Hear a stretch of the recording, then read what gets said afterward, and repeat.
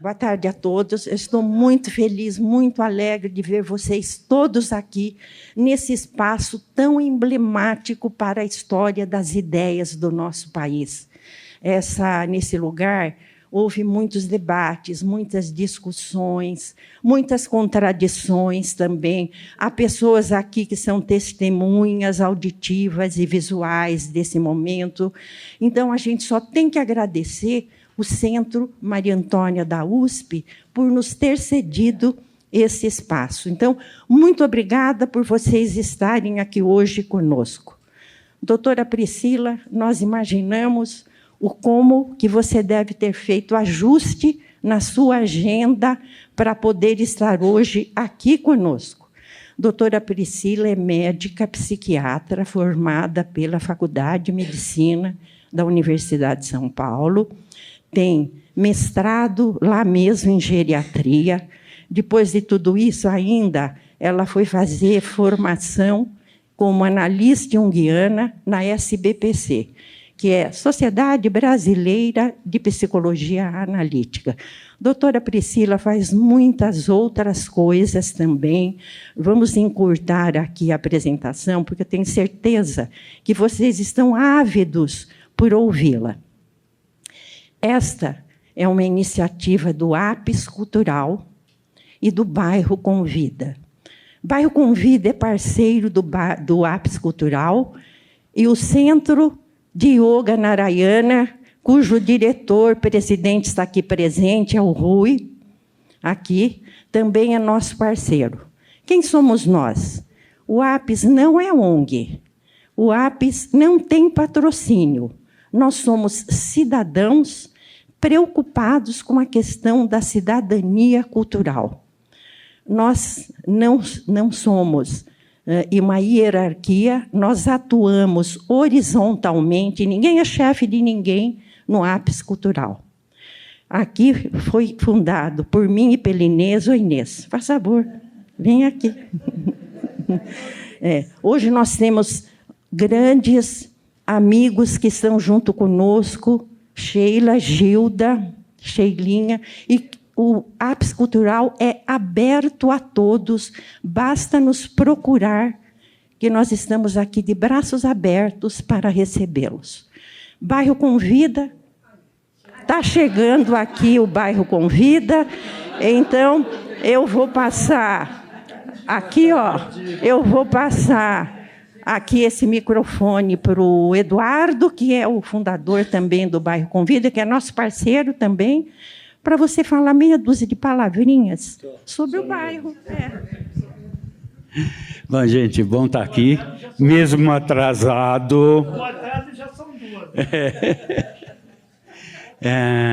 Não, eu só queria mostrar para vocês a força da nossa colaboração, que é isso que é legal, que nós estamos querendo juntar pessoas e instituições do bairro para a gente pensar junto o que nós podemos fazer, independentemente de poder público, para poder melhorar nosso bairro. A nossa ideia é essa, juntar todo mundo que tem o que acrescentar, principalmente nós, 60 a mais, para isso, para a gente melhorar nosso bairro. Muito obrigado. Então, doutora Priscila, quando nós comunicamos às pessoas que você viria falar conosco, as pessoas já formularam várias perguntas. Como são muitas, nós reunimos as perguntas em blocos temáticos. Mandamos para você. Vou pedir para a Gilda acompanhar aqui a doutora Priscila na formulação aí das perguntas, mas você é livre para começar por onde você quiser. Independente disso, depois vocês podem fazer perguntas também para a doutora Priscila. Certo, gente? Muito obrigada mais uma vez.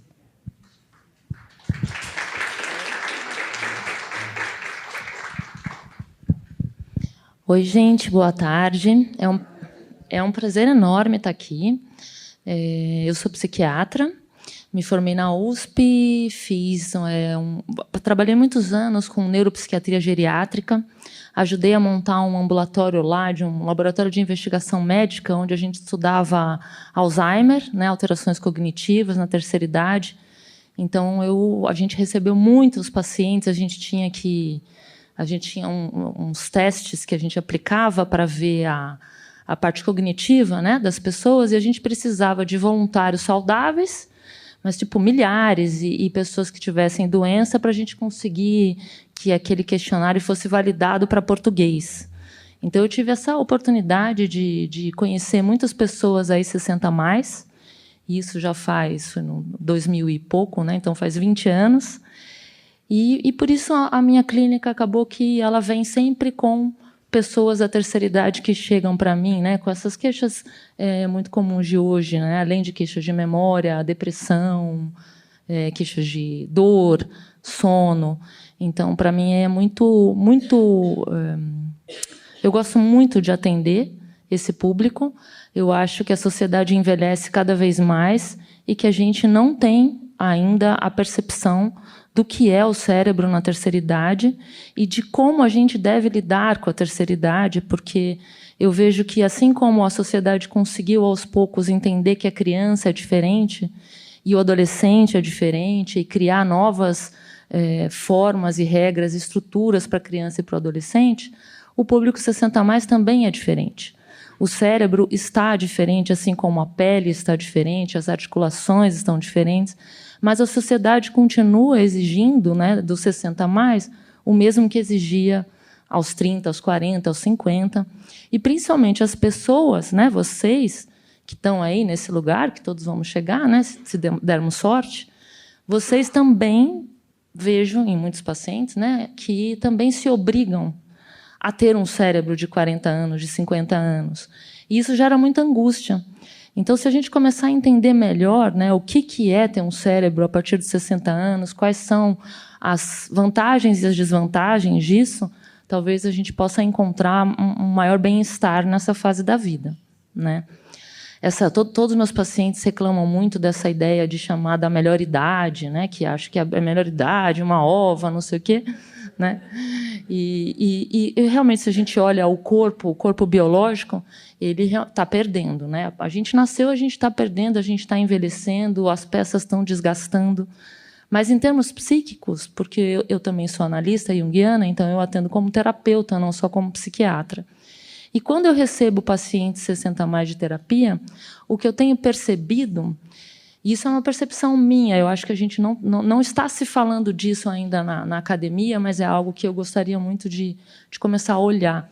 Porque eu sinto que essa psique, esse sistema psíquico, né, imaginando o sistema psíquico, como assim, temos sistema digestivo, temos sistema respiratório, né? Sistema digestivo, estômago, intestino, fígado, né?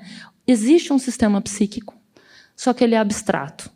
E a gente ainda está numa fase da humanidade que tem muita dificuldade de acreditar no que é abstrato. A gente ainda é muito concreto, muito material. Mas, se não existisse um sistema psíquico, a gente não poderia elaborar o luto, por exemplo, né? A gente não poderia, quando criança, ter nojo de beijo e, quando adolescente, querer beijar. Quer dizer, alguém fez isso, né? Alguém nos proporcionou essa possibilidade de sair de um cérebro infantil e virar um cérebro adulto. Isso é o sistema psíquico. O sistema psíquico, me parece que, na terceira idade, ele começa a ficar tão fluido e, portanto, com maior capacidade de transformação, como a da criança. Então, quando a gente faz análise em criança, as crianças, às vezes, elas chegam com um problema, sei lá, faz cocô, não consegue parar de fazer cocô. Em 6, 10 consultas, a gente consegue encontrar o trauma e ultrapassar e transformar o trauma rapidamente, porque a criança tem um sistema psíquico muito rápido e fluido. Uma pessoa com 40, 30, 40, 50 anos fica em análise por 3 anos para ter a mesma velocidade de recuperação de uma criança, né? E eu vejo o idoso tendo também essa permeabilidade maior, essa capacidade de transformação maior. Eu acho que já é um ego que já sofreu tantas perdas, né? tanto individuais quanto coletivas, no corpo, na matéria, nas relações, que é um ego que já está se preparando para desapegar. E, nesse desapego um pouquinho maior, talvez o sistema consiga ter um pouquinho de mais capacidade de transformação. Então, por isso que eu queria muito conversar bastante com a terceira idade para pedir que vocês tentem estar juntos e se conectar e passar a informação para nós que estamos antes, porque eu acho que a gente está subutilizando o potencial de vocês, né? O potencial não só de tudo que vocês viveram, a experiência que vocês tiveram de vida, como também essa capacidade de poder viver com um ego menos apegado e, assim, com maior possibilidade de transformação, de aceitação, de perdão e etc. e tal. Então, agora a gente vai... Né, agradeço vocês. É um bate-papo, não é uma palestra. Eu ouvi um monte de gente falando, uma palestra, mas é um bate-papo. E a Ive pediu para mim, eu falei, faz um levantamento para ver que perguntas as pessoas querem terem respondidas. E vieram várias perguntas. A Gilda vai ler para mim o primeiro bloco, que tem a ver mais com psiquiatria e doenças psiquiátricas. E aí vocês vão, sei lá, anotando, perguntando, e depois disso a gente vai sentindo se a gente vai para as próximas perguntas ou aqui mesmo vão surgindo perguntas e a gente vai trocando ideia. Tudo bem? Tá bom. Obrigada. Então, por blocos, né? Cérebro e companhia. A primeira, cérebro, mente e psique. Qual a diferença entre eles? Segundo a neurociência, o cérebro possui plasticidade. Em função disso, como o cérebro reage ao envelhecimento, aos estados de humor, sejam de euforia ou sejam de estados depressivos? O que é ter qualidade do sono? Existe relação entre sono e estilo de vida?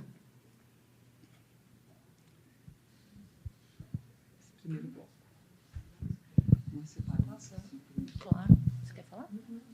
Você quer?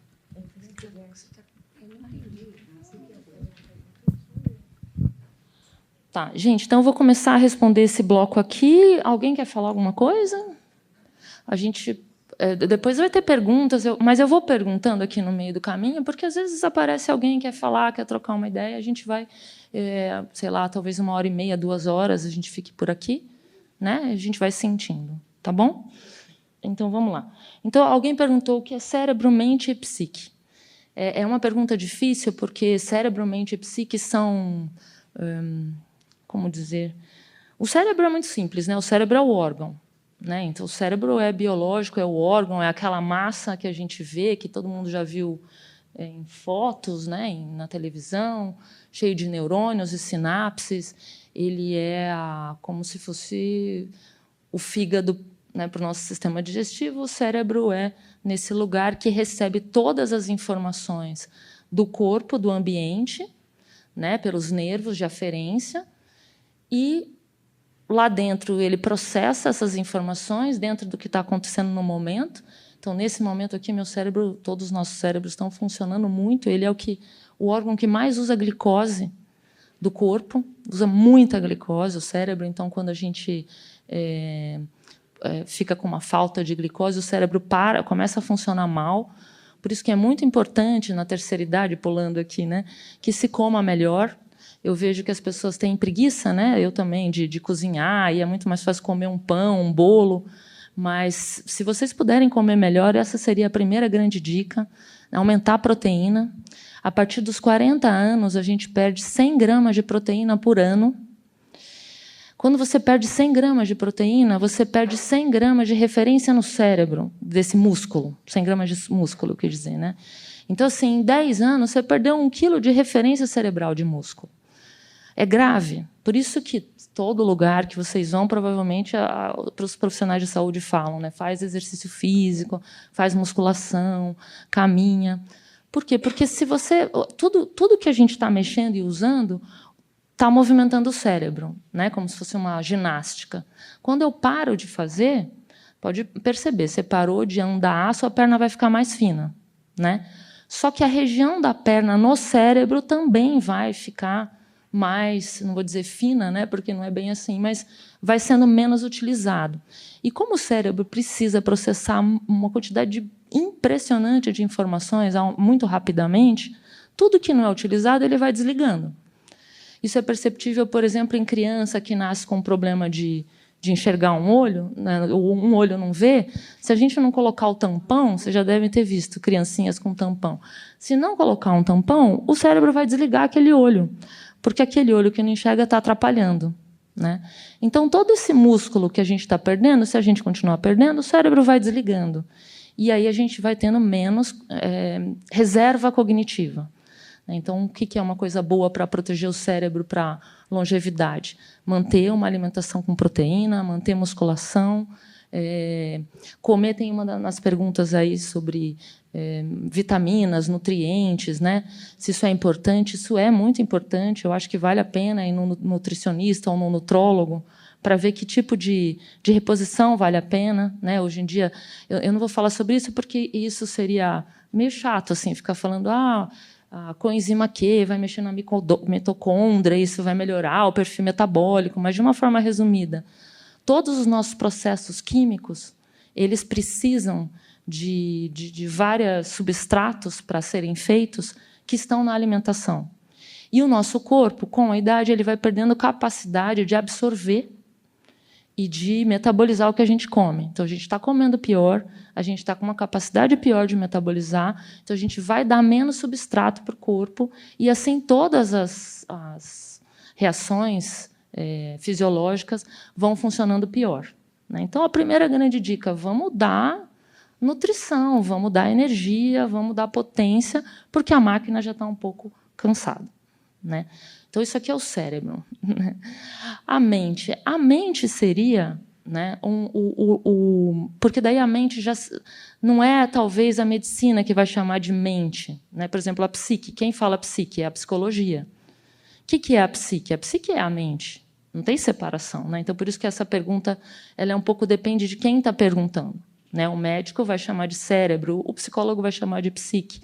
A mente e a psique é essa estrutura que processa todas as informações, né? Processa e prioriza e traz uma nova resposta de execução, né? Então, na mente e na psique, porque para mim são coisas muito parecidas, né?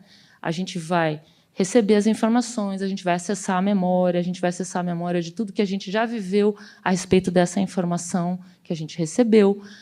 Para algumas linhas de psicologia, a gente vai acessar também, através do inconsciente, memórias da espécie humana, né? Então, quer dizer, algo que vai sendo um pouco maior do que essa questão cerebral, orgânica, do órgão que cuida do corpo inteiro de vocês e regula as informações, né? Então, a psique e a mente vão entrando nesse lugar um pouco mais holístico, onde a gente vai entrando na psicologia, talvez na espiritualidade e nesse mundo mais abstrato. Alguém quer perguntar alguma coisa? Por enquanto? Não. Tá.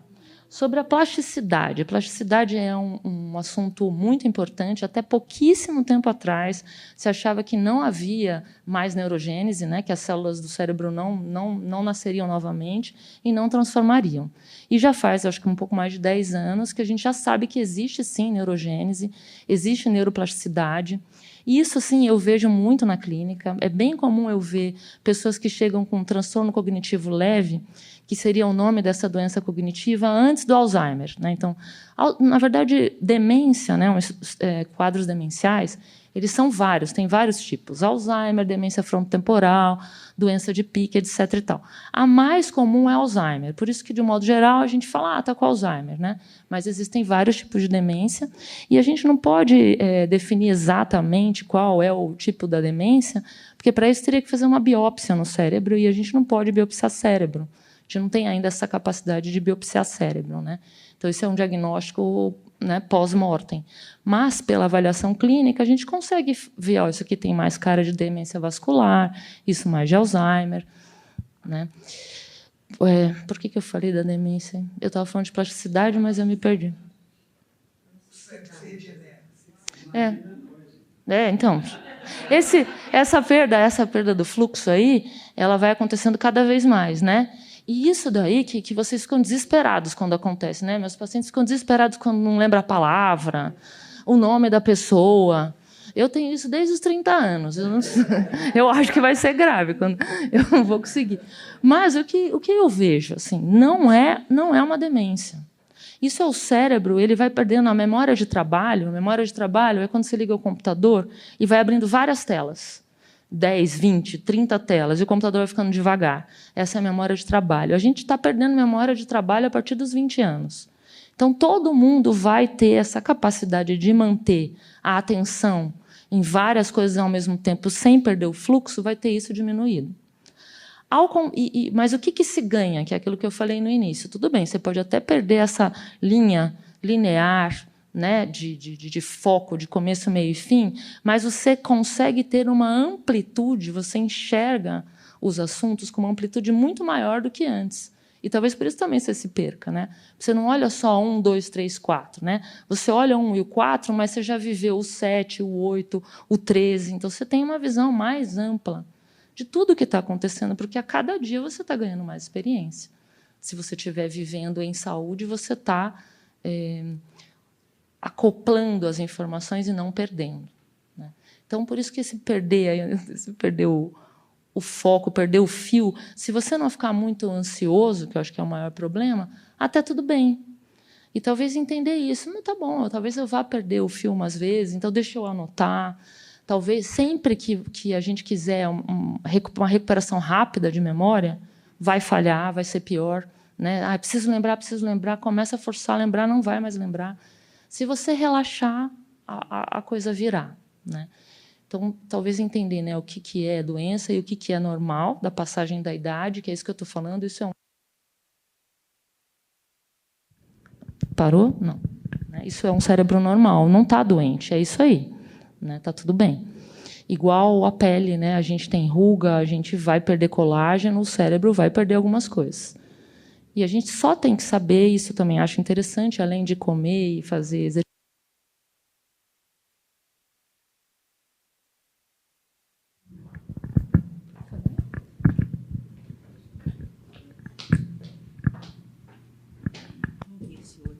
Se está funcionando.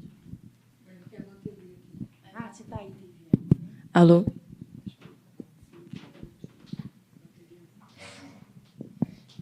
Então, observar, né, vocês podem fazer testagens neuropsicológicas, por exemplo, para ver como está o seu cérebro hoje. E daqui a 3 anos faz de novo. E aí você vai vendo qual é a velocidade da perda, né? Se estiver tendo uma perda muito rápida, aí talvez esteja acontecendo alguma coisa e a gente precisa pensar em estratégias de diminuir, de que essa perda seja um pouco mais lenta. Mas, muitas e muitas vezes, isso é simplesmente o normal e talvez a gente tenha que entender e relaxar, né? E a sociedade também, né? Entender e relaxar.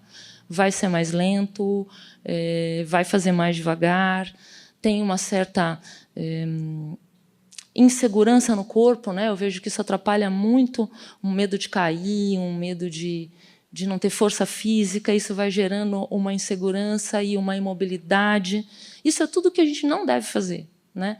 Porque daí vocês vão se isolando, e aí vocês vão se isolando, vão usando menos o músculo, menos o cérebro, vão perdendo conectividade e vão perdendo plasticidade neuronal. Porque o que faz plasticidade neuronal?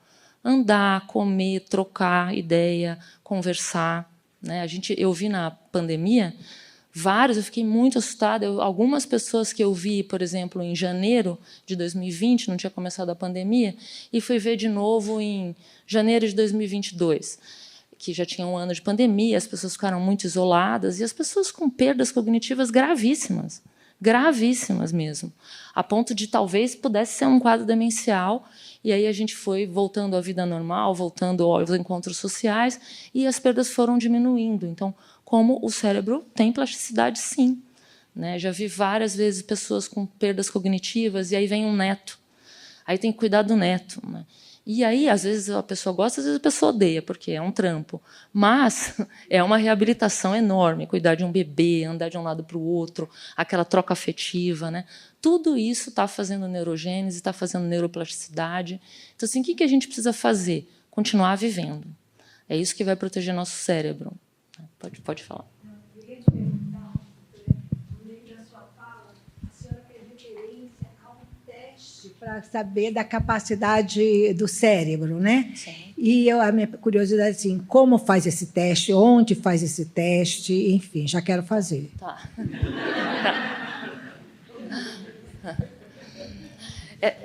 Depois eu te chamo. Essa chama teste neuropsicológico. É uma testagem feita por neuropsicólogas. São baterias de testes, tipo, se você você tem que ir no consultório da pessoa, né? Dura umas 3, 4 sessões.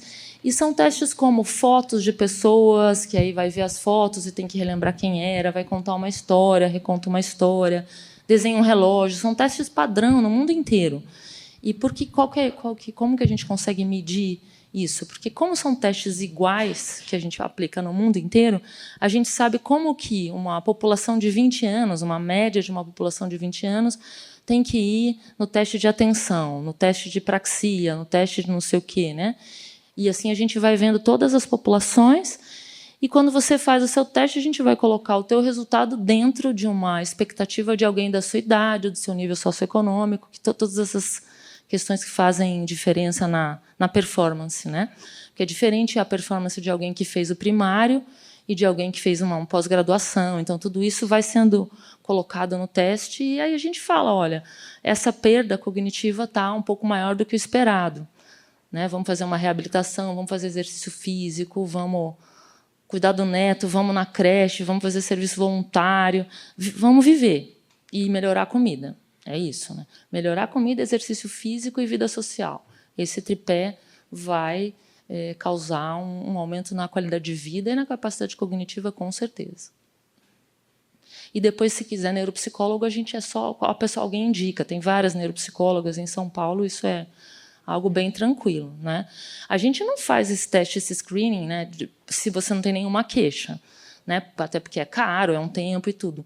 Mas eu também acho que se a pessoa quer fazer, né, você tem ali uma documentação como é que teu cérebro estava em 2024, né? Eu acho que talvez seja uma ideia, né? Mas não não vão dizer que eu farei isso como uma estratégia de saúde pública, de uma coisa individual. Fala, você queria perguntar? Não. E pera que esse tem fio.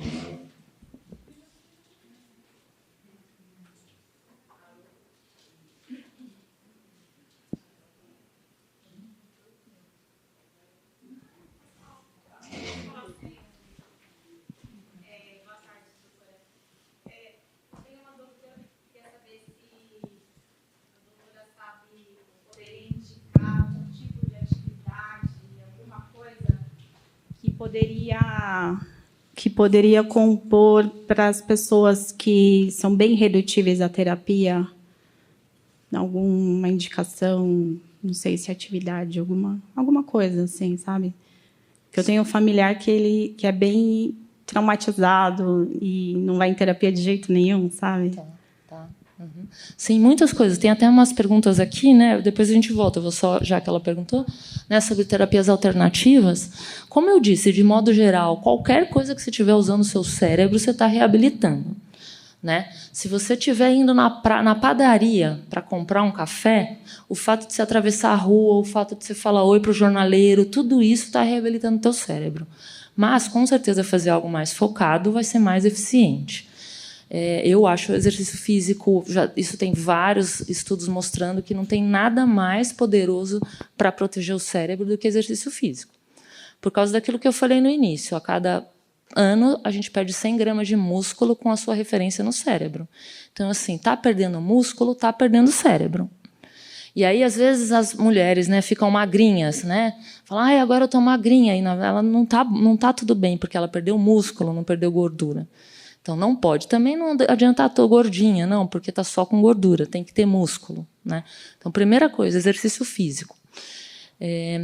Terapias, assim, por exemplo, desde hidroginástica até Lao Tse-Kung, Tai Chi, né? Essas técnicas orientais, elas são bastante... Yoga, né? Elas são extremamente eficientes, tanto para cérebro quanto para corpo, comprovadamente. Música, né? Fazer uma aula de música, fazer uma aula de canto. Eu tive a oportunidade de conhecer um pessoal que trabalha com... Deixa eu tentar lembrar um nome aqui, mas eu não vou lembrar. Não é arte-terapia. Quando você faz... Tudo que você faz com a mão, né? Crochê, telas... Como é que é o nome disso? Aí, tá vendo? Me ajudem. Mas é por aí. Então, só que não é terapia, é artesanato. Arte, por isso que eu estou falando, a gente não precisa colocar se tem que ser um terapeuta. Artesanato. Toda vez que a gente está fazendo uma coisa que está usando novas habilidades, artesanato, música, canto, né? Você vai lá usar uma nova habilidade. Se você estiver usando essa nova habilidade, seja ela qual for, mas o desafio está um desafio que não é demais para você, daquilo que você desiste e fala, nossa, eu sou um lixo, tenho 2 mãos esquerdas e sou destra. Se for assim, não vai adiantar. Mas se for um desafio que você está indo e está ficando uma coisa legal, isso você está reabilitando o seu cérebro, porque você está entrando num flow, você está entrando num jeito cerebral, que é um jeito cerebral sem tensão, e que aí vai levando todos os processos cognitivos para frente, como se estivesse azeitando o cérebro, de uma forma leiga, né? Então, artesanato, por exemplo, eu encontrei uma mulher, Mayumi, que ela criou uma técnica de pintura em qualquer coisa, em pano, em caixa e tudo, e é uma técnica tem um nome técnico, mas eu não lembro, mas é como se fosse... Vocês já viram quem faz aqueles bordados que aí você desenha a borboleta por cima, você vai desenhando lá, copiando ali, né? Só que essa técnica que ela inventou, que são essas, tipo uns painéis que você vai copiando em cima, só que você desenha coisas maravilhosas, é impressionante, assim, coisas que você poderia vender. Então, esse tipo de reabilitação eu acho legal, porque a pessoa vai lá, nunca desenhou nada. Aí ela vai lá, de uma maneira muito fácil, em 2 meses, ela fez um pano de prato lindo. Né? Isso gera bem-estar, isso gera segurança, isso libera dopamina no cérebro, né? Isso gera confiança, a pessoa vai querer aprender coisas mais difíceis. Então, tudo isso é reabilitação cerebral. Né? Então, você queria perguntar, né? Então, você falou do teste. Né? O que é mais eficiente? Seguir essa sequência de testes com uma profissional ou você fazer uma tomografia e contar pixel? Não. Hoje em dia, a gente faria até uma ressonância que ela vê melhor que uma tomografia. Né? Mas, por exemplo, não tem alteração de ressonância em depressão, a não ser que esteja já muito grave. Não tem alteração, tem poucas alterações de ressonância em quadros demenciais, a não ser que seja muito grave. Né? Então, a ressonância a gente pede quando aí você já está no médico, né? Você já passou todas as etapas, você já está com sintoma. Aí a gente está pedindo uma ressonância para ver por que você está tendo esse sintoma. Já está algo mais concretizado no corpo. O cérebro. Mas contar pixel praticamente a mesma coisa. Com relação à pergunta dela sobre a alimentação, é o seguinte, você disse, primeiro exercício, e eu concordo com você, é todo dia da semana. Né? Se aguentar, vale a pena. Eu faria isso. Eu farei. Agora, só a alimentação não adianta, porque, por exemplo, o nosso solo é pobre, então a gente precisa da suplementação, Sim. que é extremamente importante. Sim. A gordura boa, tipo TCM, para o cérebro, os ômegas, né? Aquele que você falou. Total. Total. Por isso que eu acho que tem que ir num nutrólogo ou nutricionista, alguém que dá isso aí. Acho que vale a pena. No caso das terapias, você tem um monte, né? Mas eu gostaria que você falasse um pouquinho sobre a meditação. E o respeito ao ciclo circadiano, que é uma coisa assim milenar para o nosso DNA biológico e que as pessoas não respeitam, principalmente hoje que a gente é sequestrado pelas telas, pelo dormir tarde, e ninguém sabe, isso é Prêmio Nobel de 2017 em medicina. A 1h da manhã a gente tem que estar em sono REM. Senão, o nosso restart biológico não acontece sem defeitinhos que depois vão se proliferar. Então, assim, respeitar o ciclo circadiano assim, ipsis literis, na nossa idade. Bom, eu tenho 70, né? Então é mais importante. E tem muito idoso dormindo tarde, muito idoso perdendo sono, né? E a meditação. Muito obrigada por ter falado sobre isso. Tinha uma pergunta tanto de sono quanto de meditação, né? Sono, eu não vou dizer que é primeiro exercício. Exercício, comida, sono, básico, né? Saco vazio não para em pé, né? Talvez comida seja o primeiro, né? Mas não dá para saber o que é primeiro. São coisas muito importantes: comida, exercício, sono.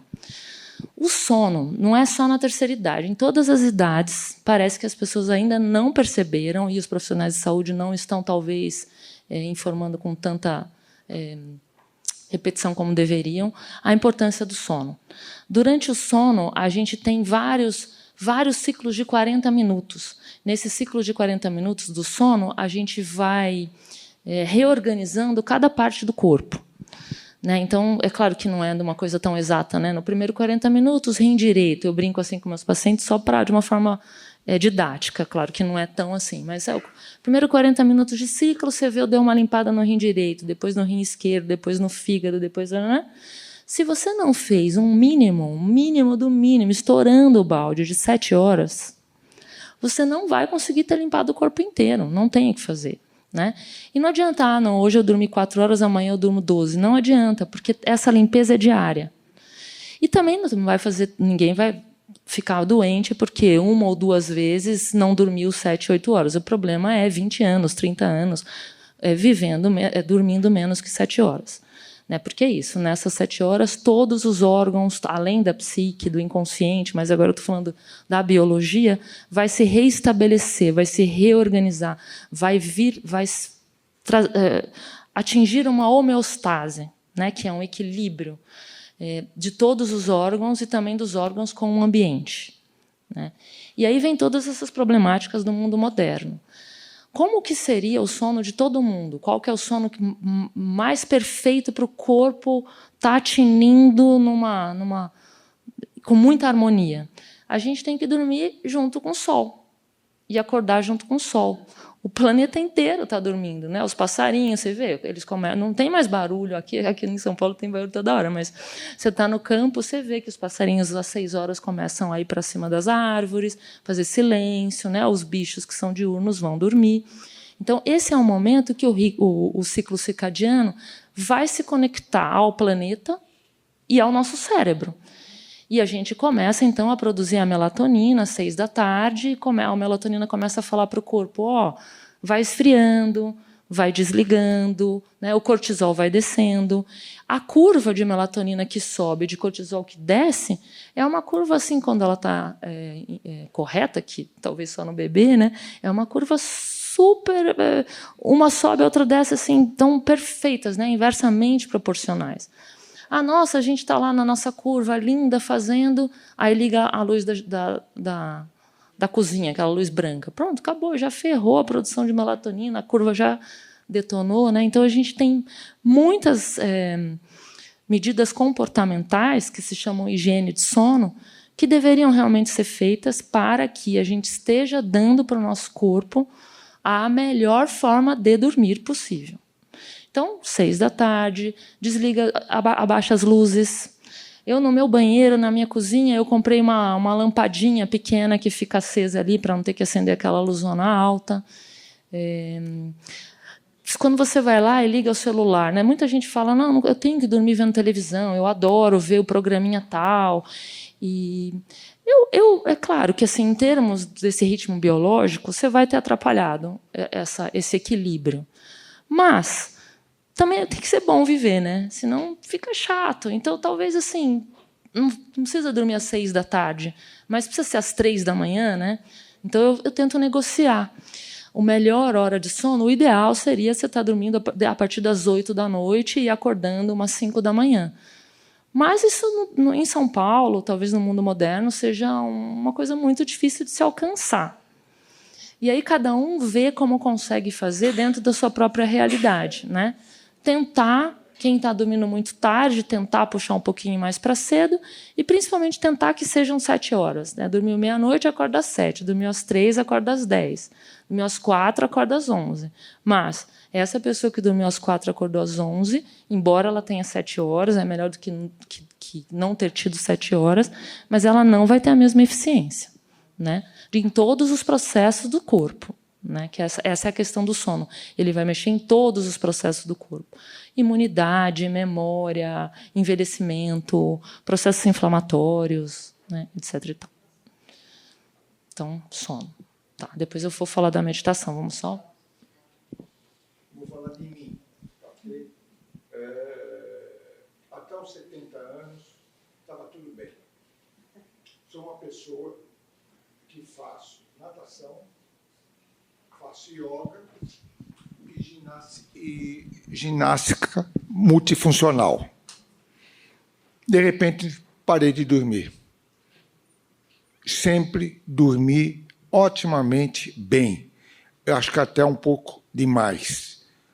Trabalhei até os 61, 62 anos, depois me aposentei. Perdi o sono. Uma noite, 2 noites, um primo da minha mulher, um geriatra, me deu o quê? Alprazolam. Como eu faço agora? Eu quero me libertar disso. E não consigo.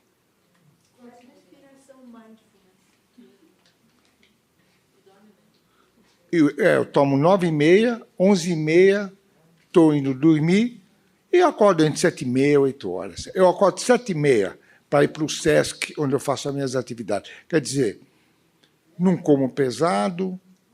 Quer dizer, de repente, fiquei com raiva dos meus 70 anos. Eu sou realista, eu falo. Fiquei com raiva dos meus 70, porque até os 70 estava tudo bem. De repente, e é um remédio que eu quero me libertar. Que eu sempre, é gozado na minha vida, sempre fui averso a remédio. Eu sempre me cuidei. Sempre procurei. De repente, eu estou preso a um remédio que eu sou obrigado a tomá-lo 2 horas antes, 1h30, 2 horas antes. Eu não sei como me libertar disso. Obrigada, viu? Eu acho esses relatos pessoais muito, muito ricos, assim, né? É um prazer, né? Ajudar, e eu acho que muita gente vive essa experiência, né? Só antes de responder, essa coisa que você falou importante para o sono, dormir no mesmo horário, acordar no mesmo horário, facilita os processos, aumenta o sucesso mesmo do sono. E é muito comum também na terceira idade, por que empeora o sono? A produção de melatonina está pior. Então, esse é o problema do envelhecimento. Os órgãos estão funcionando com menos eficiência. Então, você está produzindo menos melatonina. Dentro de uma cidade com muita luz, né, assim, esse monte de confusão, de muito estresse, etc. e tal, né, mas tem o corpo de 70 anos que já não produz mais tão bem a melatonina. Dormir com venda, escuro, tá? Isso é importante. As pessoas dormem com a janela aberta para acordar, para o sol acordar, né? Mas a luz da cidade atrapalha o sono. Barulho atrapalha. Então, se tiver muito barulho, mora perto da Consolação, coloca tampão de ouvido. Tudo isso para tentar melhorar a eficiência do sono. Já está com o alprazolam está funcionando. Quando chega alguém no meu consultório com um benzodiazepínico, que é alprazolam, Rivotril, Frontal, Lexotan, Diazepam, Valium, né? Todo mundo, acho que Lexotan, todo mundo já ouviu, né? Eu experimentei todos, que eu falei, tudo que eu puder experimentar, eu vou experimentar, né? Eu dou para os meus pacientes, né? Eu vou ver como é que é. Eu gosto mais do Valium. Eu acho o Valium muito bom. O Valium ninguém mais usa porque é antigo, né? E caiu na boca do povo. Mas eu acho o Valium muito bom. Toda a medicina, nesse momento, evita benzodiazepínico com medo que o benzodiazepínico possa promover uma alteração de memória. Existem artigos falando que sim, se usar a vida inteira ou por 20 anos pode alterar a memória, e artigos que não. E a verdade é que até agora a gente não conseguiu comprovar que o uso desse tipo de calmante vai levar a uma doença de memória. Mas, embora existam medos, e por isso a gente tenta evitar. Mas não tem essa comprovação. E se a pessoa chega no meu consultório há 20 anos usando, eu não gosto de tirar. Por quê? Porque vai ficar sofrendo. E sofrer é pior do que usar um frontal, na minha opinião, né? Mas, dentro da medicina baseada em evidências, a gente não tem certeza se o uso crônico de calmante vai realmente promover uma doença de memória ou não. Em vigência do uso, com certeza. Isso a gente não tem dúvida, né? Porque o calmante ele é uma lombada no cérebro, né? Então, a gente está pondo o calmante ali para o fluxo de impulso químico físico vem e tem uma lombada, ele vai mais devagar. É para isso que serve o calmante e por isso você vai relaxando. Então, a cognição vai estar lentificada. Mas, a priori, passou o efeito, deveria voltar. Né? Melatonina, até hoje... Tá, tem 3 aqui para responder. Só terminar aqui os benzodiazepínicos. Então, assim... Realmente ainda são coisas que a gente não gosta muito de usar, mas se está usando, está dormindo bem, não está te dando efeito colateral, não sei se eu tiraria. Mas tentar baixar a dose, porque está uma dose de 2 miligramas. Né? Dá para tentar substituir por outros calmantes de uma duração mais longa, talvez. Dá para substituir por CBD, o óleo canabinoide, né, que eu tenho alguns pacientes que conseguiram realmente retirar calmante com CBD. Mas vocês conhecem o CBD, medicina canabinoide? O CBD ele foi retirado da planta de maconha, só que ele não tem o THC, que é a parte que dá o barato. Né? Tem para vender CBD com THC e sem. No Brasil só é liberado 100. No mundo, o CBD com THC é utilizado, é maravilhoso para autismo, é muito bom para todos os quadros demenciais. Todos os meus pacientes com quadros demenciais eu dou CBD com THC e melhora, porque o THC ele traz essa questão da pessoa ficar mais empática, o mundo está mais gostoso, mais feliz. Né? Então, em doses baixas, eu acho realmente muito bom. E a gente vê para insônia o CBD funcionando, talvez valha a pena tentar. Não tirar o alprazolam, mas ir diminuindo, talvez, bem devagar, e sem sofrer tanto, sabe? Eu acho que respirar o ar de São Paulo é muito pior. Mesmo. Eu acho.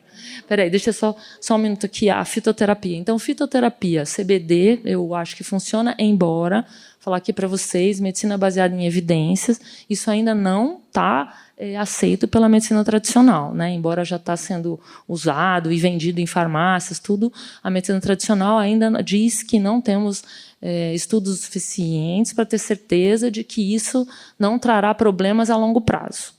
Essa é a resposta. Mas eu acho a medicina muito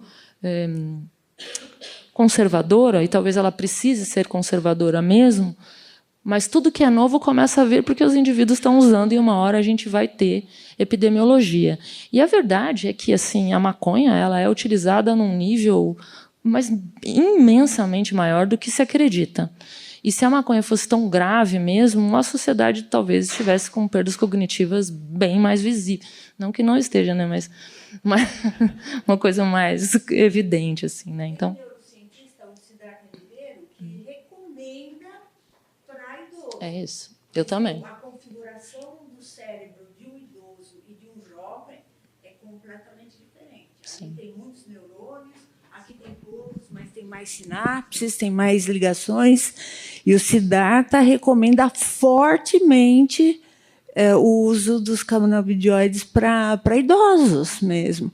E tem países, por exemplo, na França, que você encontra rolon para você passar aqui, passar rolon pequenininho, assim, você põe no bolso, pá, e voilà, você fica bem.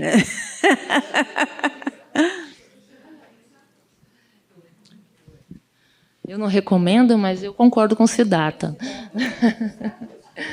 Não, eu acho que é bom também, viu? Eu acho que cada um responde de um jeito, vale testar, né? Todas essas fitoterapias, Ansiodoron, Remileve, Passiflora, Passiflorin, Maracugina, tudo isso eu dou para meus pacientes. Se funcionar, legal.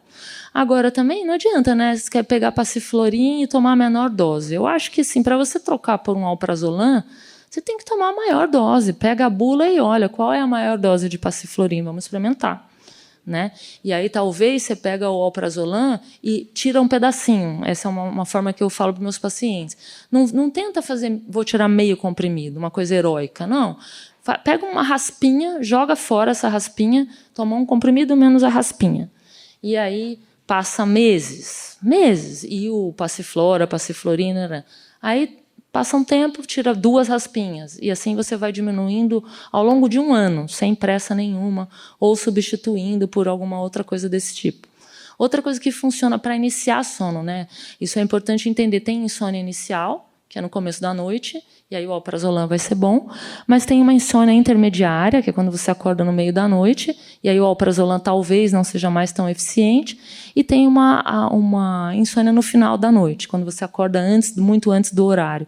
Então, tem medicações e estratégias para cada fase, né? Lembrando que a higiene de sono é para tudo, e a higiene de sono já começa às 6 da tarde. Tá. Então, fitoterapia...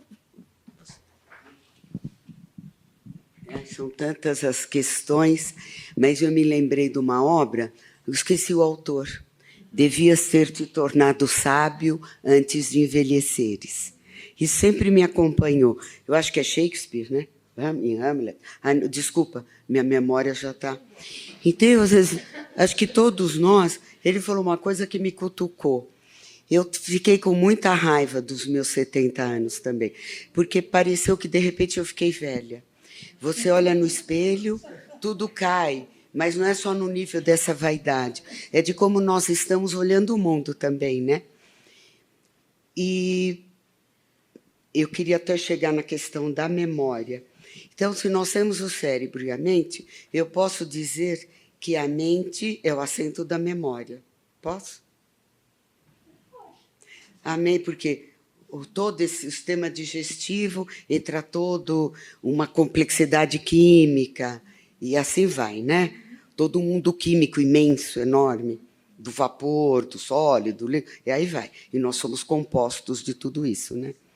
Agora, com relação à memória, ele falou do sono. Como é que dá para trabalhar? Você é da psiquiatria para idosos? A tua especialidade? E como é que eu poderia, por exemplo, eu fico vendo que há muitas coisas, como você falou, é difícil, está mais lento para o organismo processar. Nós tivemos muita experiência de vida. Aprendemos, inclusive, não sei em que extensão, aprendemos, ter uma população que aprendeu a pensar. Não porque é crítica, não é só nesse sentido, mas que aprendeu a se humanizar, a pegar um assunto e arredondar ele. Então, na hora do dormir, com o que eu durmo? Eu durmo com todo esse corpão complexo. E como é que fica o subconsciente nessa memória? Porque está me incomodando muito, porque nós estamos velhos, aí você esquece uma coisa, fala aí, já tem alguém que te liga, fala, você está muito distraída. Já notei, você não observa, você só fica encarando as coisas. Olha o que a gente ouve. Então, como é que fica? Porque tem um consciente, o subconsciente, a superconsciência. Eu não sou da área, mas eu me interesso um pouco por isso. Como é que dá para trabalhar para o velho o subconsciente? Porque, muitas vezes, o que não nos deixa dormir, eu vejo que é a memória. Quem passou por experiências, você perde hoje que nós somos velhos. Uma pequena coisa, não é pequeno, nada é pequeno, mas acontece um fato, a tua sensibilidade está alterada. Você quer dormir e não dorme. E você fica trabalhando com o quê? Fica trabalhando com a memória. Aí está na moda uns livros. A importância do agora, para você separar os tempos. Eu leio esses livros, aproveito pouca coisa. Então, seria, como trabalha com o subconsciente, eu não sei pôr essa pergunta de um modo melhor, e para chegar no Alzheimer. Porque eu falei, como é que eu não quero ter Alzheimer? Essa está muito esquecida, cuidado, hein? Porque o que é o Alzheimer? Eu esquecer de mim mesma, pelo amor de Deus.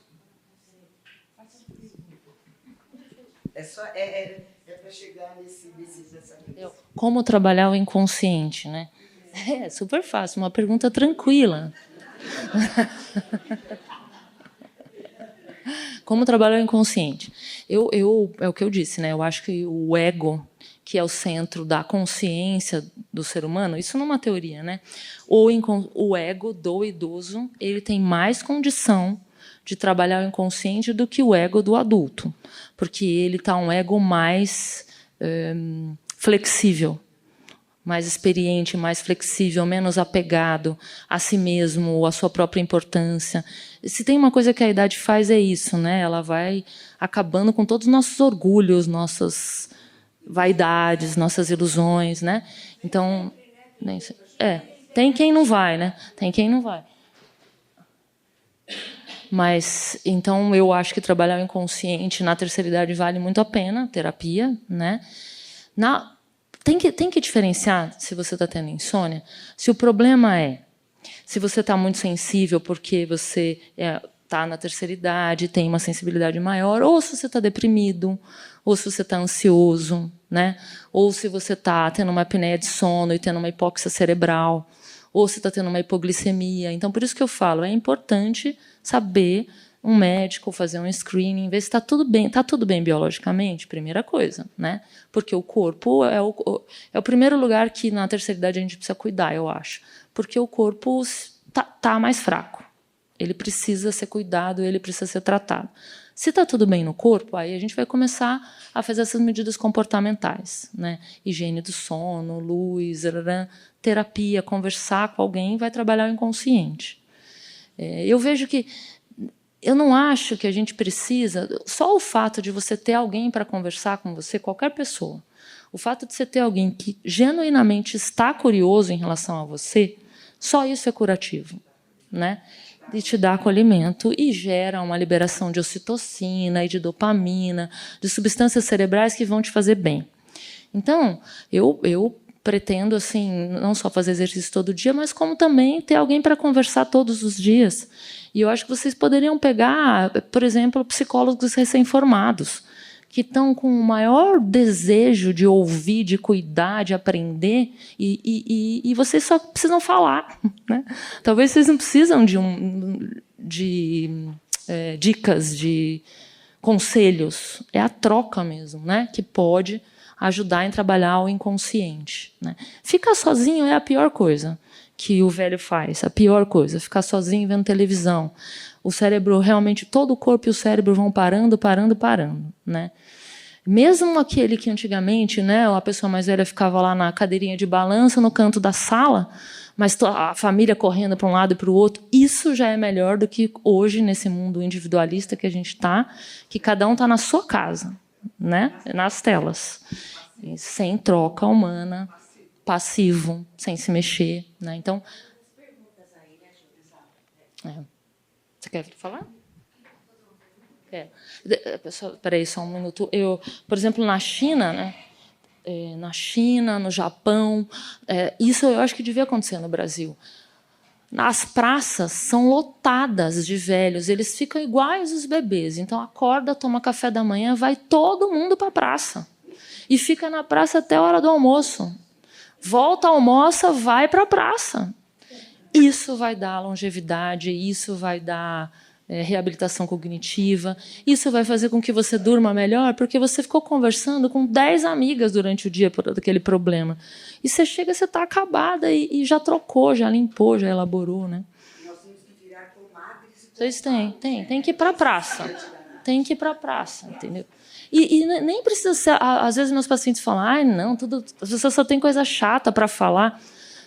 Não precisa falar, só falar bom dia, boa tarde, pega essa borracha para mim e já está reabilitando, né? Qualquer assunto ajuda. É óbvio que quando a gente acha pessoas que falam sobre coisas que a gente interessa, é mais prazeroso.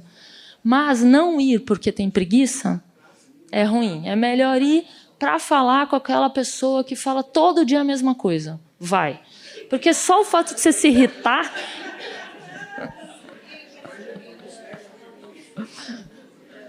Estimula. Só o fato de você se irritar, você já reabilitou, né? E ela perguntou aqui, joguinho de celular. Tem uma série de programas de reabilitação cognitiva online. Né? Tem várias, eu acho que com certeza vale a pena. Né? Mas, assim, para isso, né? Vai lá, faz teus exercícios do dia e aí vai encontrar gente, mesmo que gente chata. Mas... Oi, meu nome é Márcia. Eu queria saber o seguinte, a pessoa que tem a bexiga hiperativa, vamos supor, ela fez todos os exames, deu tudo normal, né? Aí o urologista vai dar talvez uma medicação para controlar e tal. Dá, na sua experiência, não sei se você já teve casos assim, afirmar que a questão da bexiga hiperativa, quando todos os exames dão normais, pode ter influência da parte emocional? É 100% ou não? Mas grande parte. Tá bom, obrigada. A parte emocional ela está sempre presente, né? A medicina ocidental tem uma dificuldade, está melhorando, de entender a importância da parte emocional, mas a psicossomática ela é responsável por mais de 70% dos sintomas. Né? E essa bexiga não é uma bexiga neurogênica. Não. Essa bexiga, talvez, por exemplo, tratamentos como terapias de trauma, né? Qualquer terapia, com certeza, vai ajudar. Eu acho que vale a pena. Além da medicação. Tem medicações para melhorar os sintomas, né? Mas eu acho que terapias no corpo, por exemplo, seriam bem interessantes.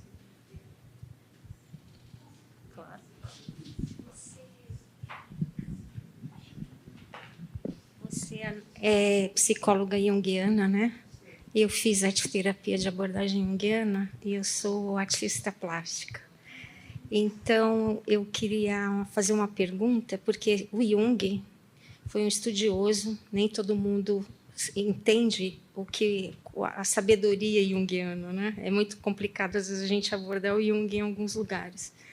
Mas ele fala muito da terceira fase da vida, né? Da individuação, e desse processo que, na verdade, vamos colocar numa palavra mais simples, ela até tocou nesse assunto, né, que, na antiguidade, o velho, o idoso, ele passava pela experiência de chegar à idade da sabedoria. Buscar sabedoria era algo que todo mundo almejava, né? E era respeitado na convivência, né, na sua aldeia, na comunidade. Então, isso que eu acho que o homem civilizado foi perdendo, nós todos fomos perdendo, e essa falta de sentido que a gente não encontra, mas só encontra nos casos em que você busca um pouco a questão da espiritualidade. Né? Eu queria que você pudesse falar um pouquinho sobre isso, porque essa idade que a gente tem esse ego mais flexível, a gente está mais apto a fazer essa entrega, né, maior. Tá bom? Obrigada. Isso é perfeito, é exatamente isso que eu vejo. O Jung falou mesmo isso, né? Que a partir não na velhice, não começa na velhice, mas a partir da segunda metade da vida, né? Porque a primeira metade da vida, a nossa disponibilidade psicológica está nos encaminhando para dar conta do que a sociedade quer da gente, os nossos pais querem da gente, né? Casa, trabalha, tem 2 filhos, não tem que ser 2, assim, né? Tipo, tudo a sociedade formatada. Na segunda metade da vida, a gente já vai tendo que descobrir quem a gente é, o que a gente gosta, o que a gente veio fazer aqui. E é esse ego que vai percebendo que a gente não é tão esperto assim, vai caindo, vai levantando e vai se tornando sábio. Eu não vejo possibilidade de sabedoria na juventude. Né? Eu acho que é só na velhice que isso é possível. Mas eu não acho também que isso vem como um presente. Né? Tem que ser uma velhice que foi bem conduzida, né? Uma pessoa que lutou para se cuidar não só biologicamente, como psicologicamente, e também espiritualmente. Eu vejo que na velhice a gente tem muitos tabus, e isso atrapalha muito. Então, a pessoa está perdendo a memória, né? Várias vezes acontece isso. Um paciente, a mãe está com Alzheimer. Início. Ninguém fala sobre isso, a família não fala sobre isso, a paciente não fala sobre isso. Mas a paciente não é burra, ela percebe. E ela está numa angústia horrorosa, e ela está com medo do que vai acontecer. E aí os filhos e o marido começam a tratá-la como se ela fosse uma retardada mental, né? Vocês já devem ter visto isso. E aí a pessoa vai desistindo de viver. Então é isso que eu falo, que eu acho que a sociedade precisa aprender a lidar com a terceira idade. Não são só os velhos que precisam, todo mundo. Porque assim, tá bom, eu estou com uma doença de memória, ok. Então talvez eu não possa dirigir, talvez eu não possa guardar recado, mas eu sei um monte de coisa, né? No Alzheimer eu perco memória imediata. Então, realmente, para dar recado eu sou péssima.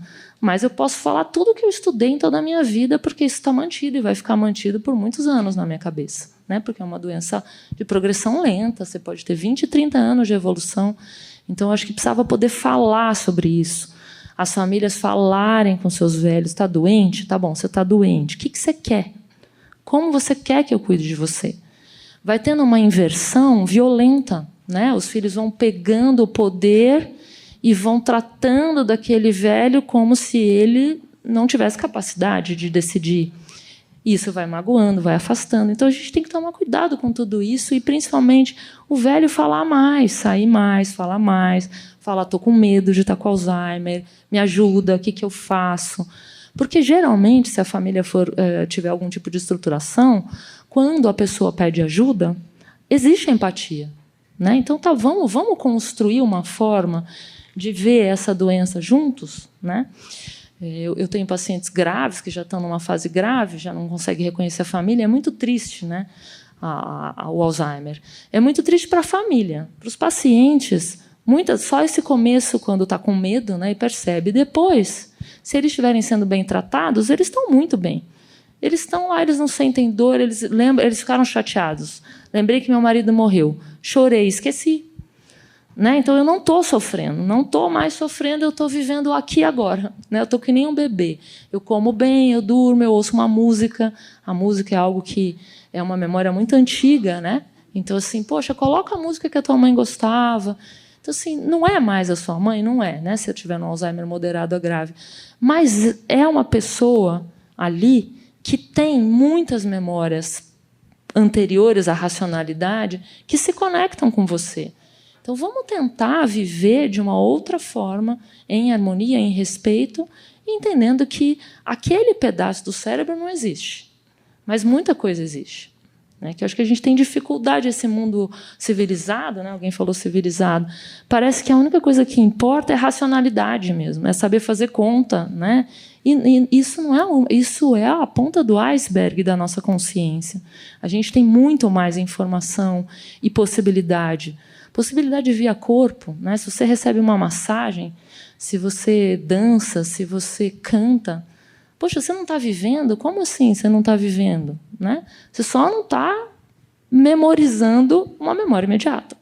Então, poder falar sobre isso, e aí eu digredi, né? Mas aí voltando para a espiritualidade aqui. A espiritualidade, eu acho que a gente passa por um momento muito grave de uma perda de espiritualidade, que até para Jung, não é uma opinião pessoal, né? A espiritualidade, mas eu concordo, a espiritualidade é algo muito necessário. A espiritualidade seria também uma condição humana. Então, a gente teria como se um arquétipo da espiritualidade, uma condição de espiritualidade a priori. E quando eu falo espiritualidade, eu não estou falando a religião, dogma, né? Porque a gente sabe, né, que os dogmas acabaram que fizeram um uso e abusaram do poder que receberam. E por isso a gente está nessa crise espiritual, que dificulta muito o nosso envelhecimento e a nossa preparação para a morte. E eu acho que o único jeito é falar sobre isso. Né? Também outro tabu muito grande, falar sobre a morte. Eu vejo que as famílias que podem falar sobre a morte se beneficiam muito, imensamente. Né? Então, o velho falar do medo de morrer, a família falar do medo de perder, como eu quero ser enterrado, como eu quero... Né? É difícil falar disso. mas quando a gente tem alguma espiritualidade, pode facilitar. Eu faço um trabalho com indígenas mexicanos desde 2006, que eu vou para lá, na época da Festa dos Mortos. Não sei se vocês viram, tem um filme, Festa da Lua, acho, que é lá no México, a morte é vista de uma outra forma, né? Uma outra forma cultural de ver a morte. E aí eles entendem que a morte, os indígenas anteriores à colonização, eles entendiam que a morte é uma outra fase da vida, do tipo igual menopausa, igual menstruação, né? Então, assim, bebê virou menina, uma nova fase, virou mulher, uma nova fase, virou idosa, uma nova fase, morreu, é uma nova fase. Seria uma continuidade, né? Que a gente não tem como saber. Mas acalma, para mim acalma pensar nisso, né? Que existe uma continuidade não no mundo material. E vejo que poder ter o meu altar de mortos e falar com os meus mortos me acalma muito, no sentido de que, como se eu continuasse conversando com meu pai, por exemplo, né?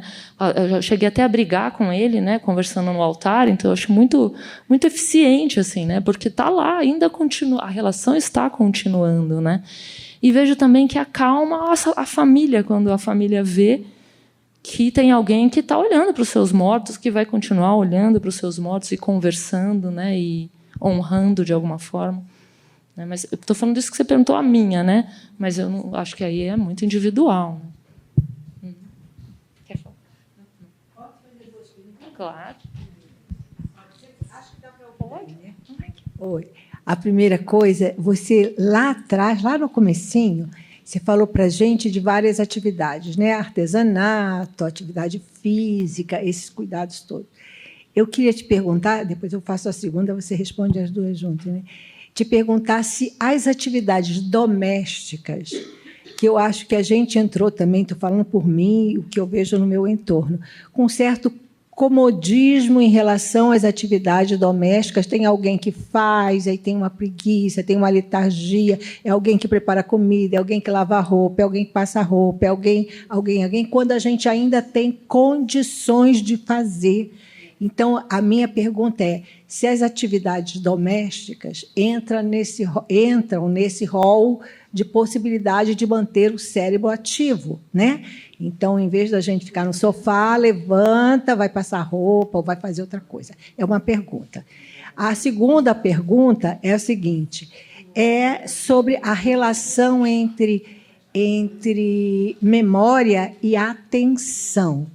Eu vou contar só um caso, porque eu estou trazendo para você elucidar um pouco mais para mim e para nós todos, né? Há um tempo atrás, eu troquei o nome de uma pessoa numa situação que eu fiquei muito constrangida. Sabe aquela situação que eu digo, meu Deus, como eu fiz isso? Fiquei assustada com a troca do nome, fui procurar um geriatra, estou perdendo a memória, estou trocando o nome e tal. Ele fez vários testes comigo, chegou à seguinte conclusão para mim: a senhora não tem atenção. Aí eu descobri que ele estava coberto de razão, porque eu caminhava todo dia e nunca tinha percebido que no meu caminho tinha uma loja Swift de carne. Eu caminhava todo dia e eu não via aquela loja Swift, eu não via aquele curso de inglês, eu não via, entendeu? Então, ele trouxe para mim essa coisa de estar vivo em qualquer contexto, em qualquer momento, não assim, tipo, voa, a cabeça voa, dispersa, aí fica assim. É só querer essa associação. Não sei se eu me fiz clara. Sim, perfeito. A atenção, ela é um problema da sociedade inteira, né? A gente está muito nas telas, nos podcasts, a gente não está mais em um lugar ou dois, a gente está em 7 lugares ao mesmo tempo, né? A gente está dirigindo, vendo o Waze, ouvindo podcast, respondendo o WhatsApp, né? Então a gente está numa desatenção muito grande. Você pode estar falando de uma falta de atenção que é o normal, e aí só prestar, ficar um pouquinho mais esperta melhora, como pode ter um déficit de atenção mesmo, né? Mas acho que não é o caso que você está falando aqui. Acho que aqui é só mesmo tentar ficar mais presente, menos no pensamento, mais no corpo. A dica é ficar no corpo.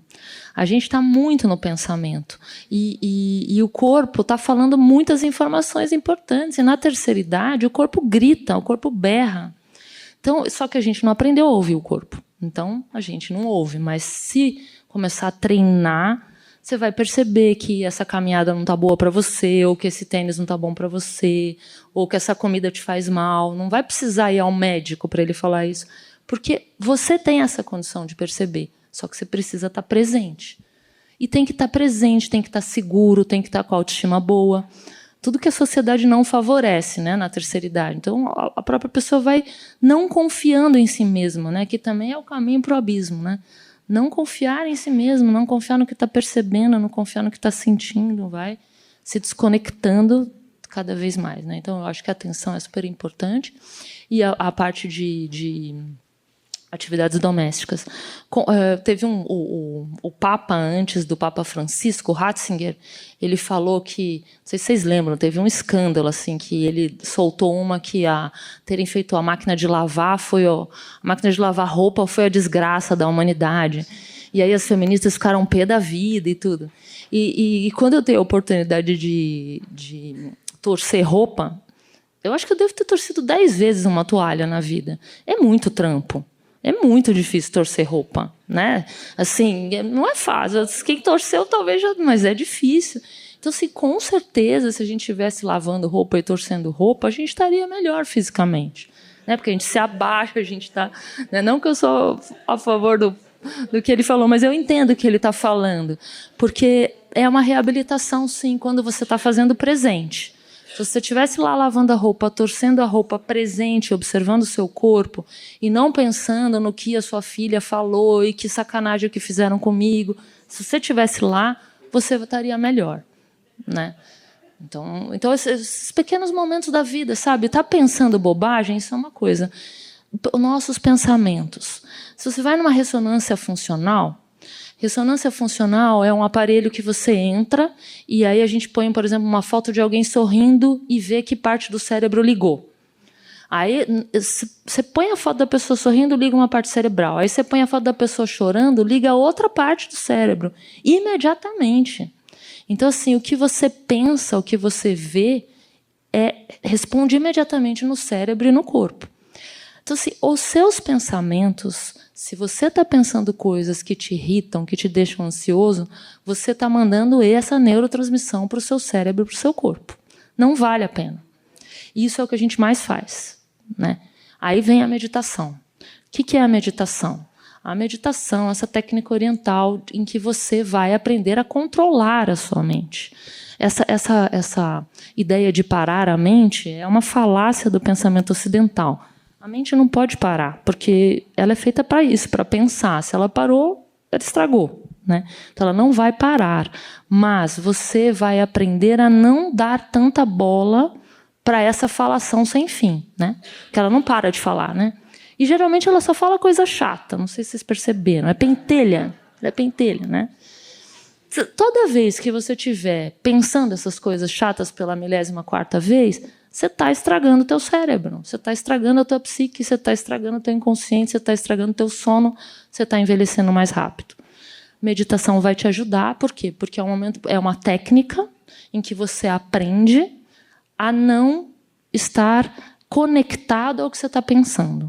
E aí você consegue entrar no estado de flow, que são ondas cerebrais que ajudam a toda aquela homeostase que eu falei no início, que o sono faz. A meditação também promove toda a homeostase. Mas a meditação não é esse pensamento. Esse ele é poluição. O Jung falava que o yoga, eu adoro, né? Eu fiz yoga há muitos anos, agora eu faço Lao Tse Kung, que é da China, mas o Jung dizia que ele achava que era bobagem, nós ocidentais, pegarmos emprestados essas técnicas orientais, porque a gente teria estratégias que já estão nas nossas raízes ocidentais e por isso a gente responderia mais rápido. E pensando nisso, né, vou falar uma coisa que talvez não se sintam ofendidos e tudo. É só uma coisa que eu comecei a fazer porque eu achei que talvez seja uma boa ideia. Nesse lugar de meditar, e uma meditação, o que é uma meditação para o ocidental, para o cérebro ocidental? Rezar o terço. Né? Porque você está lá parado e é fácil rezar o terço. Né? Porque você tem a mão, você fica lá com as bolinhas e fica repetindo. Muito melhor fazer isso do que ficar pensando na briga, na discussão, no médico que falou besteira, no trânsito, né? Então, assim, medita, mas se você não quer fazer uma aula de meditação e tudo, medita, pega o terço, reza o terço. A proposta que não é a religiosa, então, que é o mindfulness. Então, você aprende a respirar. Sim. Então, você conta a sua respiração. Então, enquanto você está contando a sua respiração, você está presente. E aí você evolui, você faz 4x4, respira, para, né? Você faz 4x8, aí você faz 8x16, e enquanto você estiver contando, você não está no nhenhenhé, né? E isso não tem conotação religiosa. Isso eu não acho que. Quando eu falo rezar o terço, óbvio que tem uma conotação religiosa, mas eu não estou pensando assim. Eu estou pensando como meditação. A meditação é isso: é você ancorar seu pensamento em algo, que aí a sua rede neuronal, que chama a default mode, que é uma rede que está sempre ligada, ela fica ali com a respiração, qualquer coisa. Você está lá, vou ficar olhando a respiração. Fica parado, 10 minutos, vai fazer diferença, né? Observando. O que mais? Aí, ó, 2 pessoas. Coragem, moleque. Você já respondeu aqui algumas questões, pelo que eu vi aqui, de estado de humor, de euforia e de depressão, de ansiedade, que são algumas das questões que estão aqui, né? Não sei se você vai falar mais alguma coisa. A relação de sono e estilo de vida, você já falou sobre o sono, não sei se esse aspecto, né? E aqui a questão, o mundo de hoje é um cenário de violência e de conflitos, né? As pessoas são cobradas a produzir cada vez mais e entregar resultados. A hiperconexão das redes torna-as solitárias. E a saúde mental está pagando as contas? Sim, isso. A gente está numa epidemia de depressão e ansiedade, né? Nunca no mundo houve um índice tão grande de depressão e ansiedade, com perdas de trabalho e financeiras gigantescas.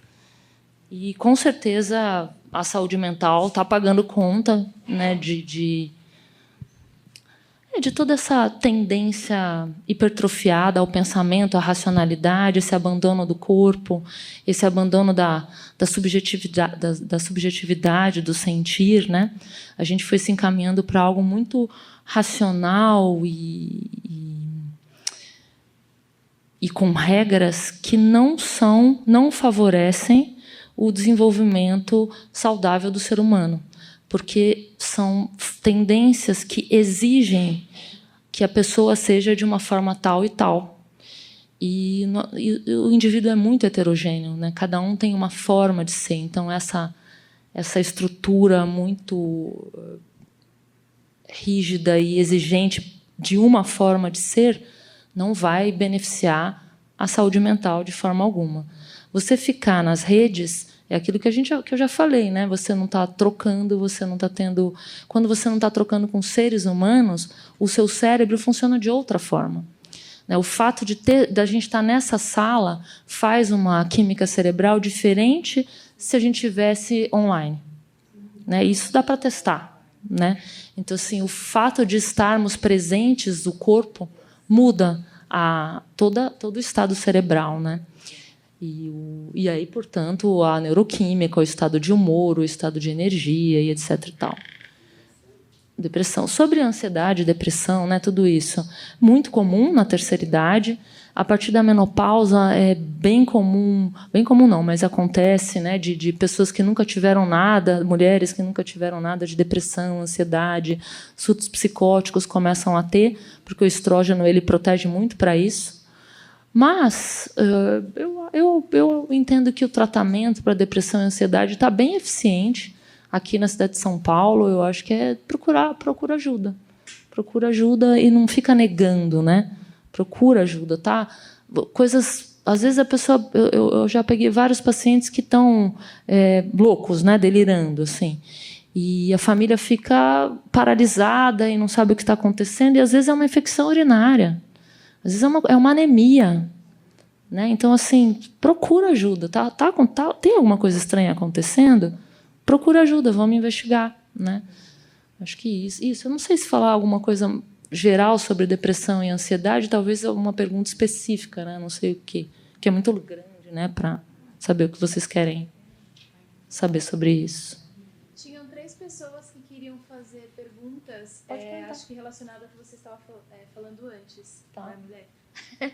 Olha só, eu gostaria de saber sobre a depressão sazonal. É uma questão biológica, está relacionada a isso, que também pode ser emocional, lembranças, alguma coisa, né? Mas tem algum estudo relacionado a essa questão?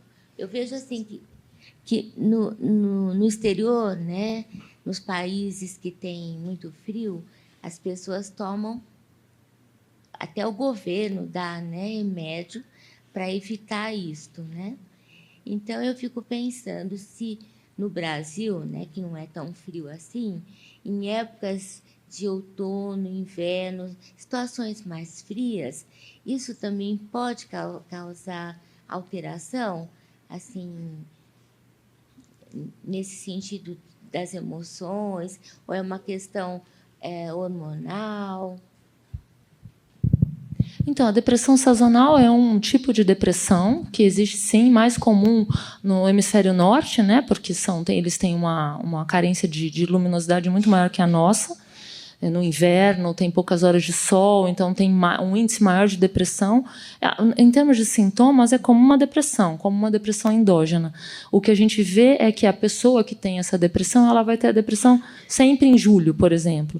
Parece que o cérebro dela, que está recebendo talvez menos sol, menos luminosidade, ele reage com essa depressão. Mas o tratamento seria medicação também e banho de luz, né? No hemisfério norte, muitas pessoas fazem banho de luz, lâmpadas azuis, né? E acordam e ficam 15 minutos. Aliás, voltando àquela ideia, né? Como cuidar da terceira idade igual ao bebê.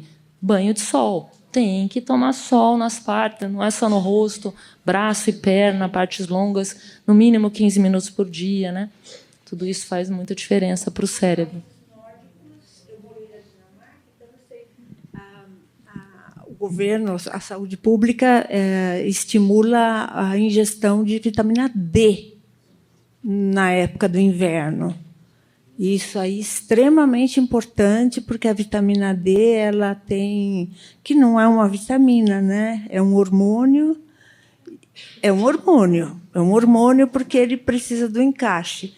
E ele tem uma resposta imunodepressora. Então, é extremamente importante todo idoso saber qual é o seu nível de vitamina D no sangue. Isso é extremamente importante, porque, inclusive, quando a gente faz exames em laboratórios, dá lá o tal do 20, que é o normal. Mas poucas pessoas olham o rodapé. Olham lá na nota de rodapé que diz assim, idoso, gestante, parturientes, né? Bebês, tem que prestar uma atenção, raquitismos, doenças autoimunes, tem um espectro grande lá, que a gente tem que ter 60, não é mais 20. Então, mas isso é muito difícil, né? Você prestar... Bom, é um dos primeiros exames que você tem que olhar. Vitamina D, gente. Vitamina D todo mundo pede, né? E tem vindo baixo em São Paulo, né? Está vindo baixo, eu acho que vale a pena repor. Mas a verdade é que os médicos não sabem muito bem assim, o que fazer no Brasil, qual é o problema disso no Brasil mesmo, né? Porque no Canadá não tem dúvida. Mas no Brasil a gente fica um pouco na dúvida se realmente falta, né? Protetor solar. Vale a pena repor. E uma coisa que eu gosto muito, eu acho que vocês deviam usar a cada semestre uma injeção de complexo B. O complexo B, porque a gente toma também por boca, né? Acho que vocês devem tomar, mas assim, a injeção é uma reposição bem forte.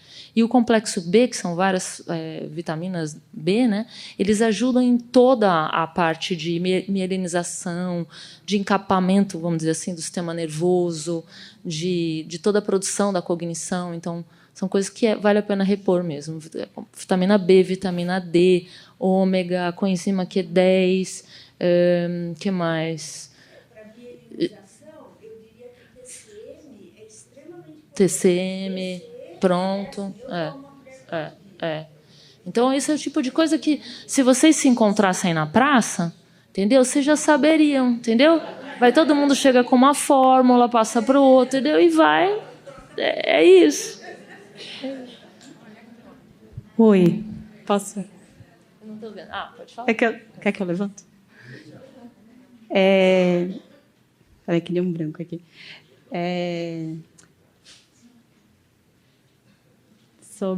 Peraí.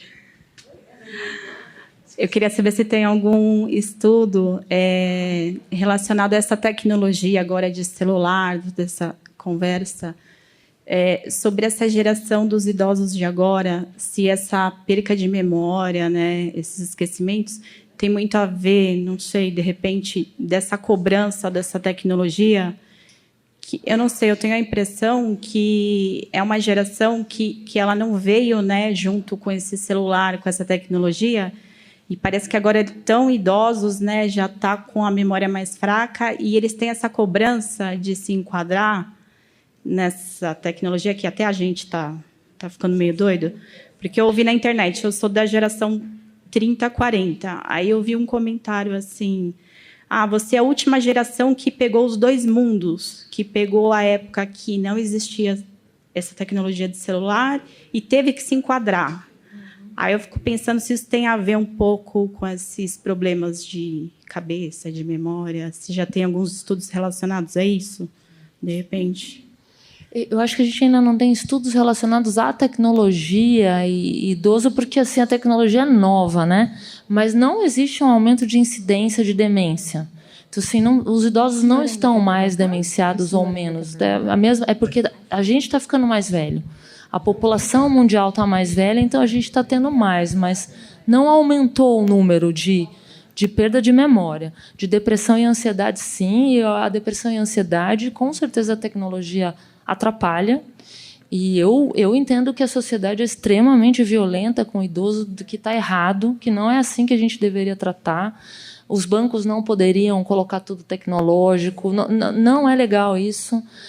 Isso gera sofrimento, isso gera ansiedade, isso gera medo, isso gera isolamento e isso gera a perda do cérebro e da vida. Restaurante, QR Code, eu acho assim bem violento.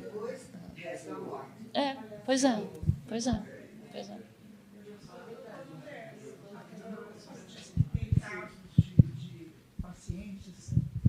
Casos de pacientes que têm um Alzheimer avançado. Pode ser que essas pessoas tenham feito muito exercício, comido bem, etc. Existem casos de pessoas que aprendem idiomas e de repente, eu conheço casos que ficaram com Alzheimer assim, de repente, alguns até precoce. Existe um componente genético, e eu sei que as causas são muito complicadas, aí é só com como é que se diz, autópsia, né? Mas existe um componente genético aí? Existe. São vários genes que estariam associados. Sim. Existem vários genes que estariam associados, mas a gente não tem um aumento. Por exemplo, eu tenho alguém na família que teve, eu não tenho uma chance muito maior do que a população normal de ter. Porque o cérebro começar a perder memória vai acontecer para todos nós igual a pele, né? Então, assim, é normal que a gente vá ter Alzheimer, entre 1000 aspas, ou demência vascular. Vai ser aos 100, aos 120, aos 130, mas o cérebro não consegue aguentar tanto tempo mesmo, né? Então, por isso estou falando, quando tem a parte genética, talvez o que aconteceu é que o cérebro estragou mais rápido, né? Mas o cérebro está envelhecendo e as pessoas fazem exercício, sim. De repente, são às vezes até casos de escritores, artistas. De repente, tudo que acontece de repente no idoso, aconteceu uma coisa de repente, vai no pronto-socorro. De repente, só se for um AVC, entendeu? Geralmente a coisa é insidiosa, ela vai acontecendo. Opa. Imagina, prazer, viu? Prazer. Isso aqui era para você. Deu para entender?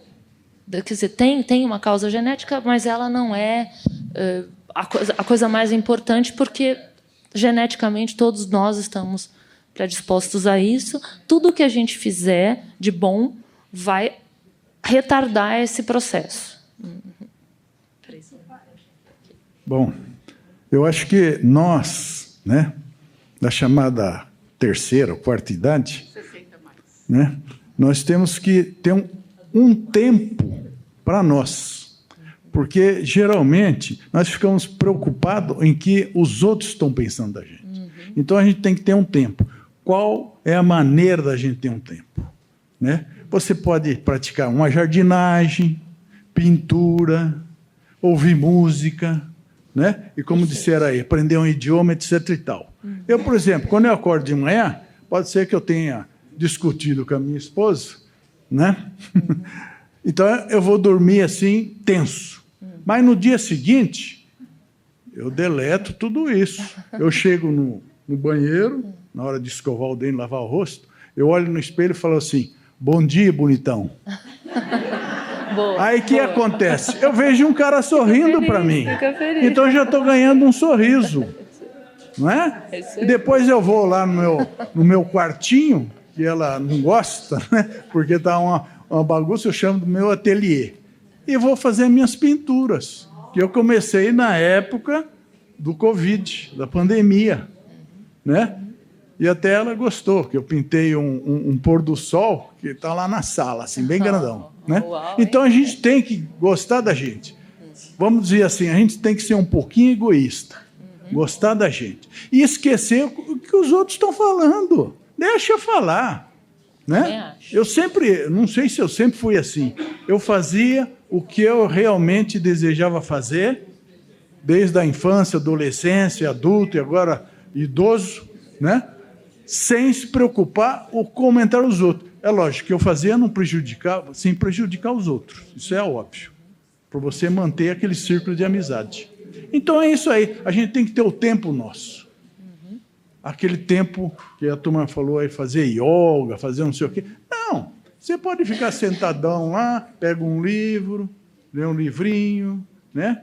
Escreve uma poesia. Eu tenho amigos que, depois que chegou nessa idade, escrevem poesia e publicaram as poesias. Né? Então, é o momento. A Coralina, por exemplo, né? Aquela famosíssima lá de Goiás.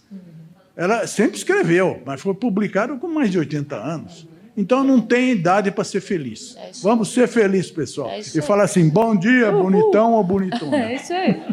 Arrasou. Concordo. Posso falar? Eu gostaria de saber a diferença de Alzheimer e demência vascular. Então, isso é aquilo que eu falei para vocês, né? Que que tipo de demência, né? É só um sobrenome. Mas, clinicamente, a doença de Alzheimer ela são alterações em neurônios, né? Que estão... Não sei como... É um excesso de beta-amiloide, mas espera aí, como explicar? Tem uma alteração aí na forma do neurônio, no Alzheimer. Na vascular, você teve morte neuronal por causa de falta de sangue, né? Ou de excesso. Então, ou microsangramentos que você teve, ou falta de perfusão cerebral, que a gente tem, né? Várias vezes, a gente vai perdendo neurônios, vai morrendo neurônios. E aí, se você, por exemplo, tem pressão alta, por isso é importante cuidar da pressão, né? Você tem uma pressão que está sempre oscilando, isso vai causando mais perda neuronal no cérebro. Então, você tem um coração fraco, que não bombeia muito bem, né? Então você vai tendo essas demências vasculares, ou você está com tudo entupido e está perfundindo mal. Por isso que esse cuidado cardiovascular, né?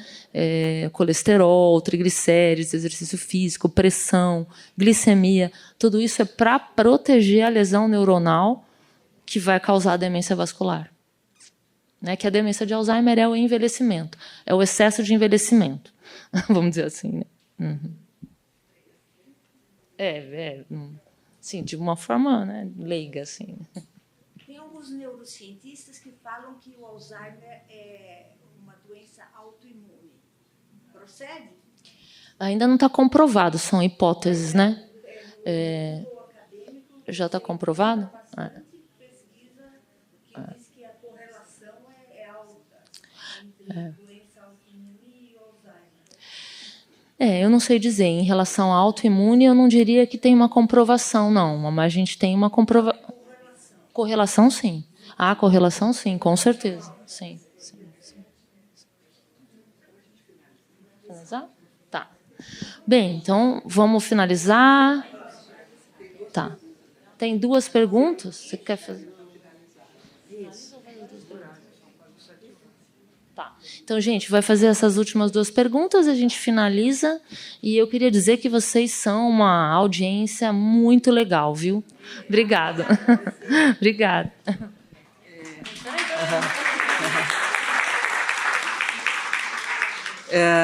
Talvez o que é ter saúde mental hoje? Que dicas do bem viver você poderia nos dar? Felicidade é possível? A arte pode ser o antídoto para os males de hoje? Por quê?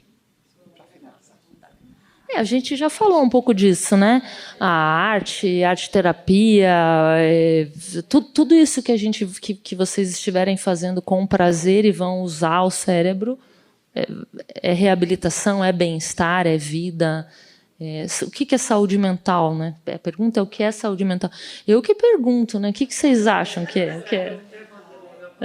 É o tema da palestra. O que é saúde mental, né? Pois é.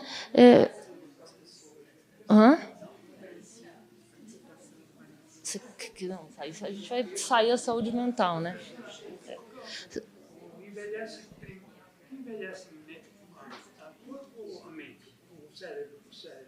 O cérebro ou o corpo? Porque às vezes a pessoa morre, às vezes não, quando a pessoa morre, dá a entender que ele teria uma capacidade mental.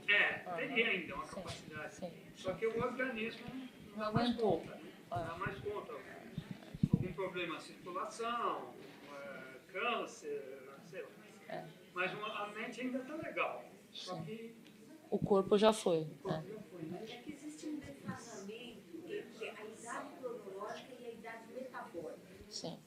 A idade metabólica, pouquíssimas pessoas conhecem e sabem o que é e estão preocupadas com ela. Sim. Mas se a pessoa soubesse o que é a idade metabólica e não tivesse acesso, né, que é através de uma balança de impedância, muita gente poderia prevenir. Eu concordo. Vamos, gente, espera aí. Porque assim, parece que a gente idoso quer pensar mais nas coisas do que pensar na doença. A não ser que eu tenha uma doença terminal. Eu quero pensar mais nas coisas, ou no passado, nas coisas, e menos pensar no corpo, porque o corpo já... Então, melhor você pensar no corpo. A melhor forma de você proteger seu cérebro é pensar no seu corpo. É isso que eu queria que vocês saíssem daqui percebendo. Melhor forma de você cuidar do teu cérebro, cuida do seu corpo. Mexe seu corpo. Exercita seu corpo. Come direito. Bebe água. As pessoas não sentem sede, né? Todo mundo fala, não sinto sede. Você pega uma planta, coloca 2 plantas. Uma que você água com a regularidade que ela gosta e outra que não. Você vai ver a diferença que está acontecendo no seu corpo também. O que é felicidade? O que é saúde mental? Eu acho que isso é muito... Quer falar? Não, eu não sei, eu não tenho essa resposta. Assim, é difícil, é uma coisa muito ampla, né? Peraí, só um pouquinho. Vamos só porque a gente está precisando finalizar, porque eu acho que precisa usar. E aí estamos pensando aqui como finalizar com uma pergunta tão ampla. Não sei, né? Talvez a gente pudesse cada um falar alguma palavra sobre o que é felicidade, sobre o que é saúde mental. Ou a próxima palestra de saúde mental. O que você falou? Eu acho que é o dia que momento assim que você está com uma paz interior. Boa, boa. Felicidade. Felicidade, ó, paz interior, felicidade, comer bem, dormir bem. O que mais? Fazer o bem, ir para a Praça Buenos Aires. Bom humor, se achar bonitão. Ter um projeto pessoal. Rir, namorar. Gente, namorar. Tem um aplicativo que chama Coroa Metade. Sugiro que vocês entrem. Precisa namorar. Coroa Metade. É no aplicativo celular. Você vai colocar sua foto e aí vai aparecer as pessoas. Vocês marcam o encontro num lugar público. Não tem perigo. Coroa Metade, sugiro. Namorar. E é isso, vivam. Pessoal, muito obrigada pela presença de vocês aqui. Eu sei que muitos de vocês vieram de longe, nem todo mundo mora aqui no bairro. Eu quero atestar aqui a presença de uma pessoa que veio de Itaquaquecetuba, que é uma artista plástica que faz um trabalho muito bonito lá com os moradores de Itaquaquecetuba, que se chama Circulando, né, uma artista? A gente espera que possamos fazer alguma coisa com você lá em Itaquaquecetuba. Temos que dinamizar o território, né? Priscila, nós não temos palavra para te agradecer, viu? Muito obrigada por tudo.